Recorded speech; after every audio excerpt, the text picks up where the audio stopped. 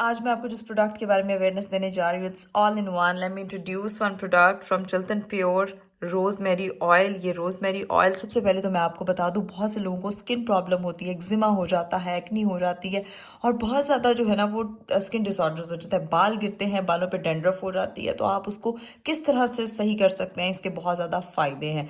आप लोगों को सबसे मेन चीज़ मैं बता दूं कि आपने इसको कभी भी डायरेक्ट ना अपनी स्किन पे अप्लाई करना है, ना अपने बालों पे अप्लाई करना है, क्योंकि ये हाईली विस्कोसिटी इसकी बहुत ज़्यादा होती है, हाईली कंसनट्रेटेड होता है। और ये आपने जो है ना इसको जब भी फेस पे लगाना है तो आपने इसको कोकोनट ऑयल के साथ मिक्स करके, यानी कि किसी भी चीज़ में इसके 1 या 2 ड्रॉप्स यूज़ होते हैं, डायरेक्टली आपने इसको नहीं अप्लाई करना।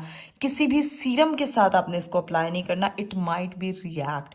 ठीक है, बालों पे लगाना है तो किसी ऑयल, जैसे सरसों का तेल है, कोकोनट ऑयल है, ऑलिव ऑयल है, आपने उसके अंदर इसको डालना है, इसके 2 से 3 ड्रॉप्स डालने हैं, अपने अपने स्कैल्प पे लगा लेना ताकि डैंड्रफ ना हो। और आपने अपनी स्किन पे जहाँ पे आपको लग रहा है एक्नी स्कार्स बने हुए हैं, एक्जिमा हुआ हुआ है, वट एवर, तो आप इसको किसी लोशन के अंदर 1 ड्रॉप डाल लें, या आप इसको कोकोनट ऑयल के साथ मिक्स करके अपने फेस पे अप्लाई कर सकते हैं ताकि आपका फेस हील हो जाए।